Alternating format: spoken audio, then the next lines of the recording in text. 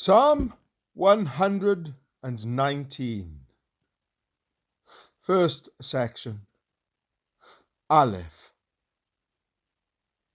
Blessed are the undefiled in the way, who walk in the law of the Lord. Blessed are they that keep his testimonies, and that seek him with the whole heart. They also do no iniquity. They walk in his ways. Thou hast commanded us to keep thy precepts diligently. Oh, that my ways were directed to keep thy statutes.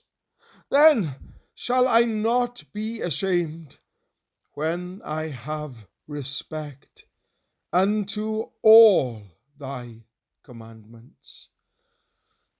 I will praise thee with uprightness of heart, when I shall have learned thy righteous judgments.